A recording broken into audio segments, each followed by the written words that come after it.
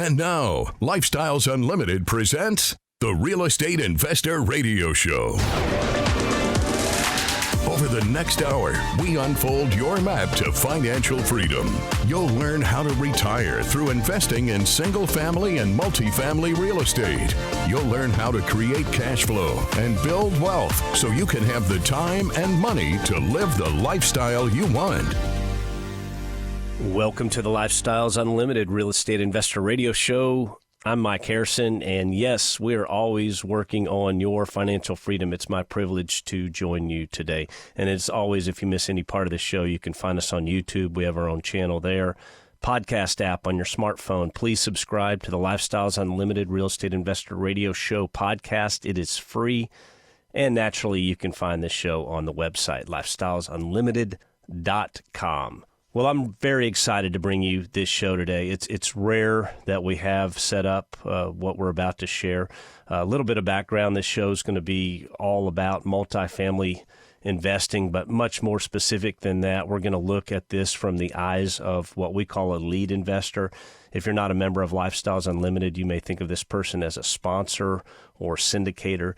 Beyond that, we're going to do that with first-time leads, and even better than that, we're going to do it in the first 90 days of property ownership. These leads just took control of a new apartment community, and when a lead investor takes over an apartment community, I see the first 90 days as absolutely crucial, the most important part of ownership throughout the entire process. Think about what's going on. These folks just purchased a property. They're taking over the property. There's resident introduction. This is where they're going to uncover all the skeletons that the previous owner did not share or would not share. They're going to look at the deferred maintenance. They're going to fix the exterior, fix the interior, correct and adjust any sort of management issues, maintenance issues, update the accounting procedures, check in with the residents, lease issues, discrepancy, and there's probably 20 other things that I'm not even thinking of, but I'll let Keith and Nicole share that with you. So it's not often we have an opportunity like this. But Nicole and Keith, before we get started, I just want to say thank you. I know you're super busy, so thanks for taking the time and sharing that with us today. Absolutely. Yeah. Happy to do it. Excellent. Well, Nicole, why don't you go first, share a little bit of background about yourself, and then I'll let Keith jump in and we'll go from there. Sure. Well, I had a 15-year career in retail management, general manager at a Fortune 500 retailer. I started investing in single family in 2012, and I retired in 2019 through my single family portfolio. So, okay. By retired, What do you mean by that? Well, my real estate cash flow met or exceed my monthly expenses. I'm smiling as you say that. I don't know if you can see that, but I hope you feel it. Definitely. Okay, Keith, how about a little bit about yourself? Well, I'm an entrepreneur, been in telecom for a very long time, started several successful telecom companies, mainly providing services to large carriers, telecom carriers. I have a few patents, been involved in some interesting stuff there. I love it. Still have a company that's running. Fortunately, it runs by itself, and I'm able to put my focus elsewhere, which is kind of what we're doing here. Well, it sounds like your background couldn't be further away from real estate investing if I had to pick one. Is that about right? That's probably true, but when you get down to it, the business operations, that type of thing, there's a lot of similarities in what you do. But yeah, it is very different, very, very different. Fun to get involved in something different like this. So I'm guessing you're the books accounting side of the business. Is that right? And Nicole, you're the muscle? Something like that. One of us has got to be the pretty front man, though. So who's that one? There you go. Absolutely. I'm not going to touch that.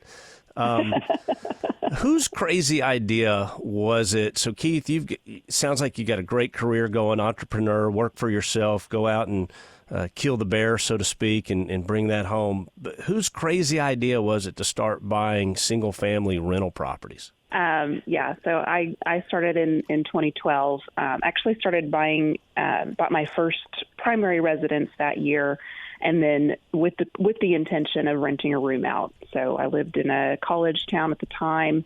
I was actually finishing up my degree, and so I was able to find a local college student that needed to rent a room while she was finishing up her double science major before going on to medical school. So that's how it started. And then I lived in that house for 2 years before I was promoted and moved to my next assignment. And then I converted that into a traditional rental property from that point. So. Okay, so a little bit of entrepreneurship there, kind of thinking outside the box while you're going to college. Not everybody thinks about that. And so you had the bug and kept it going. Nicole, let me ask you this. You went from single family to passive investing. What was the thought there you're very successful in the houses, so why would you want to start investing in apartments? Well, first of all, when we joined Lifestyles Unlimited, we thought we were just going to continue doing single family, but we came to the seminar and we figured out or learned, that we could invest into multifamily passively with as little as $25,000. So I had a desire to get into multifamily for a long time. There was an apartment community that was all boarded up not far from where I lived in Dallas at the time. And I wondered, what would it take? How would I go about acquiring a multifamily asset? Didn't know about Lifestyles Unlimited yet, but once we joined, we learned, everything we needed to know to be able to evaluate multifamily properties. Come full circle now, and we just closed on a multifamily property as lead investors not far from that very property that got the wheel turning in my head back then. So Keith, like he mentioned, he knew a couple of people already in the community, so we signed up for the seminar. It seemed like a no-brainer. I had acquired, by that time I had 3 single-family properties, and, we bought, like I said, 5 that year after joining. So, really it was just a matter of growing to economies of scale, letting somebody else do all the work in our passive investments, not having to be the one to collect rents and deal with tenants and all that sort of thing. So none of the phone calls, none of the headaches. So that was appealing and just a way to kind of diversify a little bit and break into that new realm. There's nothing better than passive investing. And I'll tell you, when I joined, it was because I owned a property prior to Lifestyles Unlimited. And literally I joined because I said, I need to learn how to do this better. And so in that 2-day seminar, I was there essentially to learn how to own houses better, how to effectively own them, and was really blown away. But just that whole side of the apartment investing, I hadn't even thought about that. And then the second day comes up and they're talking about apartment investing. But I'll tell you, for me personally, it took me another 5 years to even dive in on the passive. And I keep telling myself, well, what was holding you back? But, I'm here now, right? So it's been 5 years since that time, and absolutely fantastic. So I take it you're going to continue that passive side, even though you now have your own property, your own multifamily property? Yeah, I think we're in 4 current passive investments right now. That first one we got into sold. We made 130% return on our money. Wish we'd put more in. Yeah. But we were just dipping our toe in. But yeah, definitely. Passive investing is the dream. That's, I think, what everybody strives for. So I think eventually we'll go back to that exclusively. But, for now, we've got the time, we've got the energy, and we've got the drive to be out there being the lead investor and operating the property. So it's been a really invigorating experience, actually. Passive's great. Really, we just hand off a check and go from there. Although I sat in on a couple of I've got a lead investor that I'm invested with in several properties, and he's been going back and doing basically just webinars like, hey, we're going to jump on a call for all the investors at 2 o'clock, 2 to 2:30, and just review the property. So I did have to spend some time, 30 minutes on Sunday and 30 minutes on Friday. So that was my investment. Okay, Keith, so you've got the passive investing, you've got the single-family properties. Nicole comes home and says, honey, I want to buy an apartment. What were your thoughts? Are you crazy? No, yeah. No, I think it was kind of a natural progression. As Nicole said, we invested passively in apartments. And when you do that, you do need to spend time going through all the financials, going through all the documentation. Is this the right deal to do? And some deals are, some deals aren't.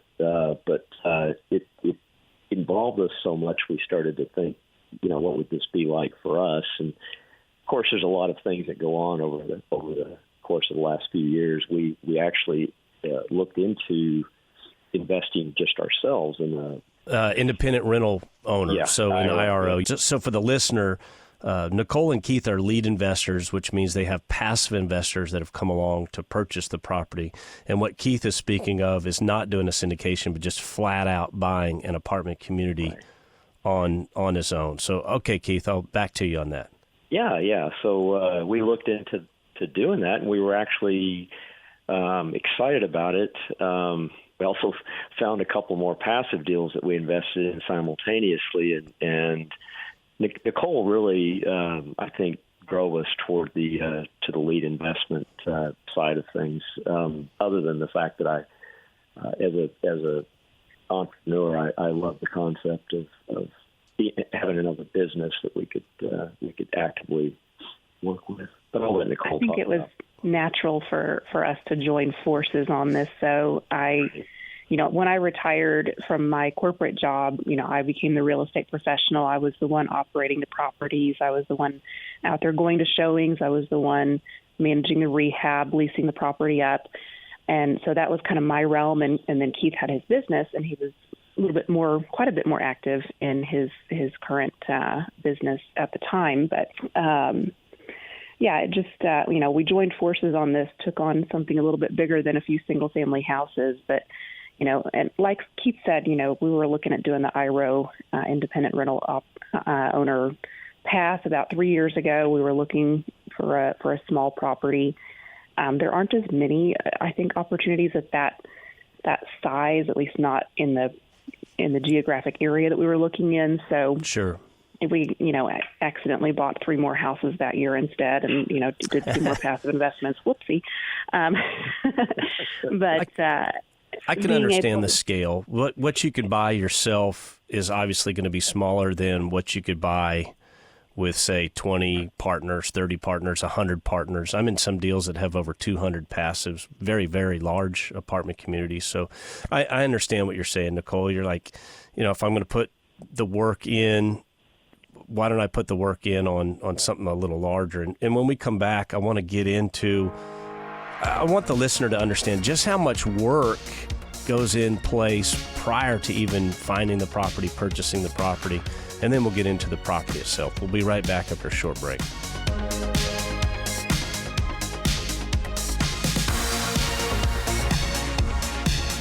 Got questions? Call Lifestyles Unlimited at 855-497-4335. The Real Estate Investor Radio Show continues next. We sold one of my wife's properties and actually did a 1031 exchange, and we bought 3 brand new builds in Fort Worth. So right now, collectively, we have 3 of her inherited properties and then 3 properties in Fort Worth that we've done through Lifestyles. And you turn 1 property into 3, tripling your cash flow. Exactly. Yep. Well done. Learn to increase your cash flow. Register for the workshop at lifestylesunlimitedworkshop.com. Creating the lifestyle you've always wanted. You're hearing Lifestyles Unlimited's Real Estate Investor Radio Show. Welcome back to the show. I'm Mike Harrison. I'm a real estate investor for over 12 years now. Actually, I began in 2011, so it's been quite a ride, and I joined Lifestyles Unlimited in 2013. And today I kind of pinch myself when I say this, but I'm a partner in over 3,500 doors of real estate throughout 4 different states in this great country. Unbelievable what I was able to achieve by learning how to effectively invest in real estate. If you'd like to see what we do and how we do it, I'd like to invite you to our free workshop, and that's at freeworkshoplivestream.com, freeworkshoplivestream.com. It is interactive. It's not a video. You can see how we make money 5 ways on a single-family property and 6 ways on a multifamily property. And speaking of multifamily properties, I have first-time lead investors, Nicole and Keith, and they are sharing their experience as lead investors with us. They just purchased an apartment community recently within the last 90 days. So, Keith, talk to me a little bit. I want folks to understand that being a lead investor is a job, and we teach more than just purchasing apartment communities. We teach operations. But what was involved in even preparing yourselves to be able to purchase a multifamily community? Oh, that's a great question. The involvement with just even learning what you have to do, because nobody walks into this saying, "Oh yeah, I know everything of what I have to do to find a property and run it." And so, of course, there's all the education that Lifestyles provides, certifications, both for the multifamily properties and to be a lead investor, and operations consultants and people helping you all along the way. So it was actually a lot of work, and last year was challenging with a lot of the changes, with the interest rates being a lot higher. That threw a wrench in everything. Yeah. So we spent a lot of time underwriting, looking at many deals, even put in offers that didn't pan out before finding this property. And when we found this property, it was a lot of work just doing what they call due diligence, looking through the property and making sure that the things that the seller was telling us was actually somewhat true. Sure, yeah. As we did that, we uncovered a couple of things, but overall, it was actually a pretty nice property, very well maintained. So we were excited about it when we got started. Yeah, you're not just buying a single family house is one thing, but when you buy an apartment, you're buying a business. And so, one, you've got to put the business together, the entity that owns the business that's going to purchase the business. And then you're putting together a syndication, and then you're raising funds from people within the Lifestyles Unlimited, let's say the community.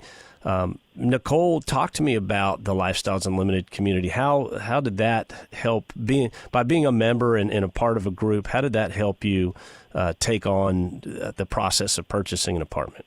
Yeah, well, I mean, we're in a community of successful real estate investors, and we have definitely made some phenomenal friendships, people that we hang out with on a weekly basis, people that we travel with. I mean, our closest friends at this point are a lot. Most of them are Lifestyles Unlimited members. So, we ended up making friends with several people who were already successful lead investors. We've seen them come full cycle on some opportunities in some cases.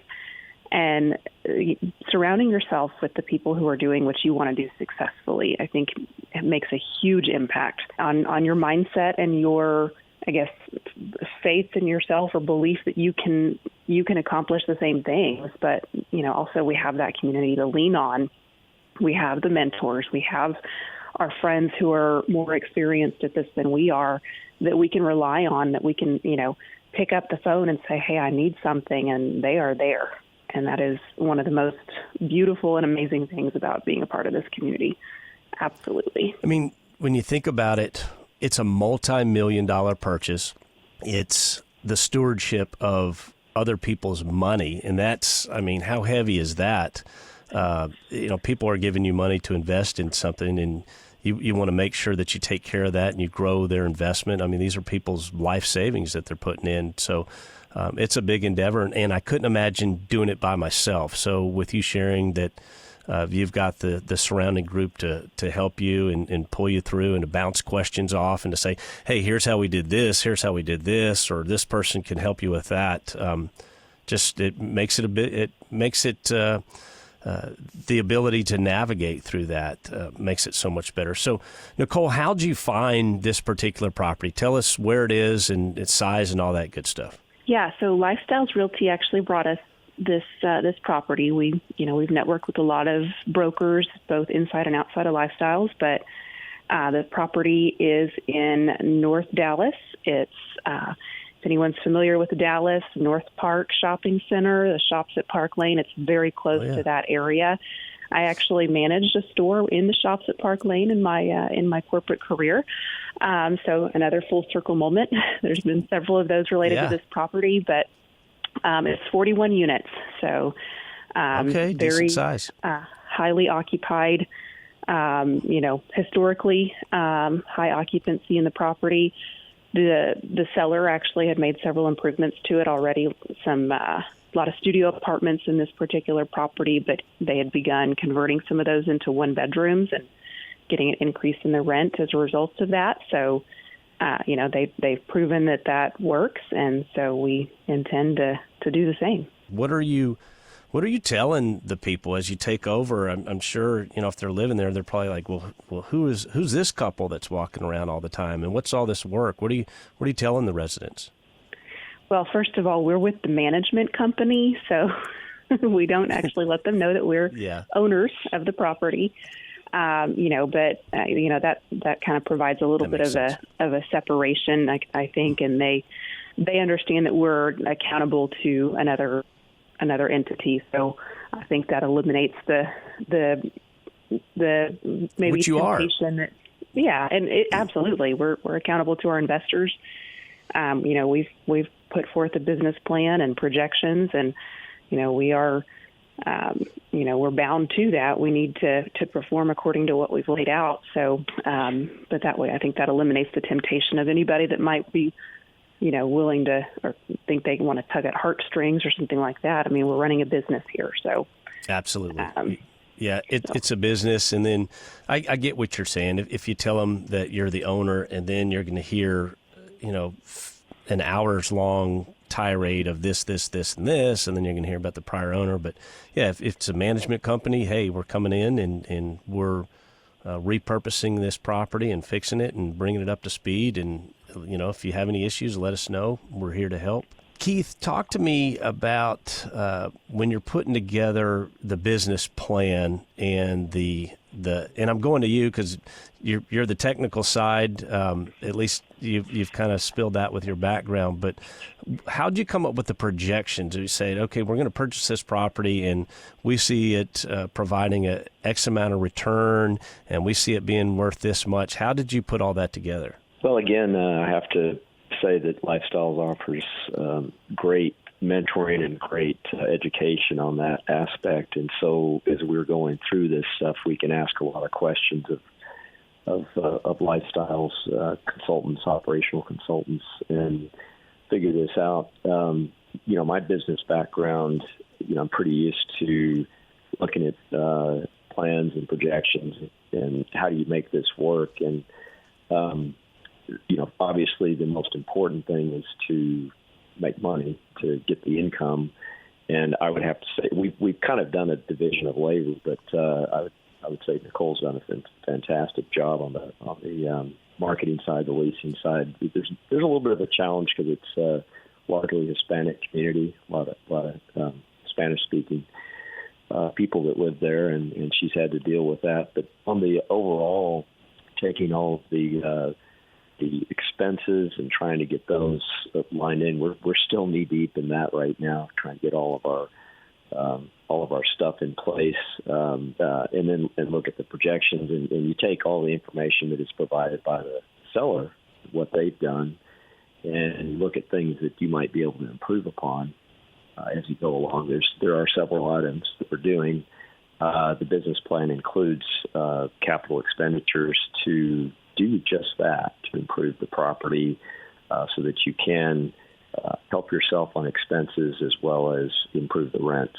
And so we've done a lot of it. It's taken us a while. We did a lot of that prior to taking over the property. Now that we're in it, it's the real thing. And we hope over the next several weeks to really take all these things and put them into play. I have to give Nicole credit for a lot of the business plan aspect because she went through all of the lease roll, rent rolls, and tried to determine, okay, these people move out in this month, these people move out in this month, we could do renovations here. So you end up with a business plan based on what you're actually going into in the community, and when people might be moving out and when you might be able to do some of these updates. Yeah, that's a great point. You can't just go in and start renovating units if people are living in there. So, Nicole, map us out the next 60 days, what you're working on and what you want to get done on this property. Yeah, so, we've done a couple of unit turns already. Just we did take over and we're able to do a couple of those. So it's, heavily focused on marketing those available units.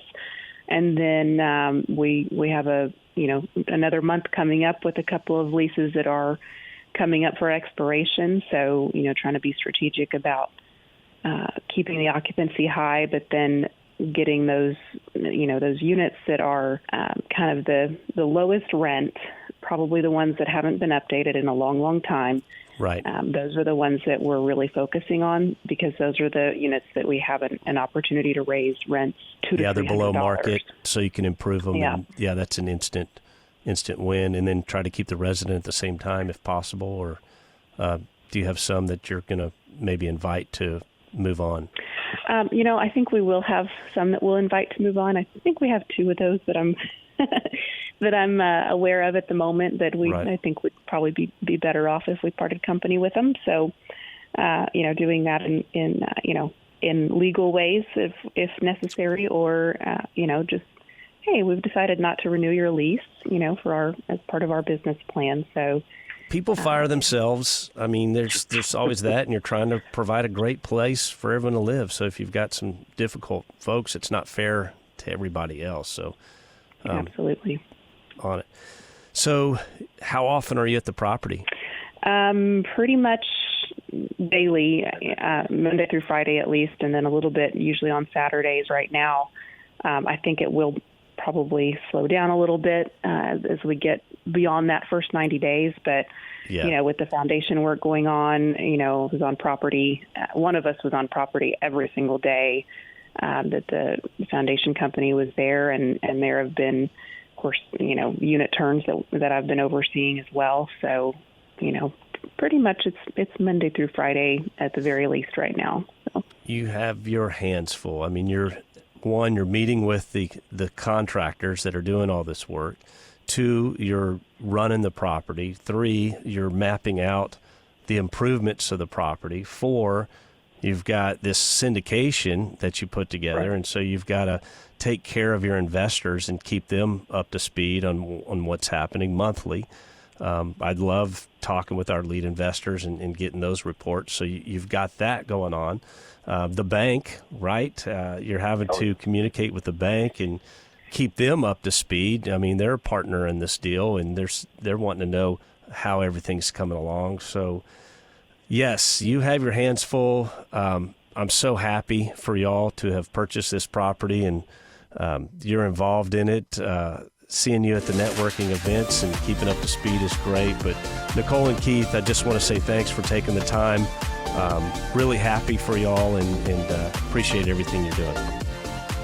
The information and opinions you hear on the Lifestyles Unlimited Real Estate Investor Radio Show are those of the hosts, guests, and callers. The Lifestyles Unlimited Real Estate Investor Radio Show is for entertainment purposes only. Please consult a professional regarding your personal investment needs. Nothing presented constitutes an endorsement, recommendation, offer, or solicitation to buy or sell any product or security.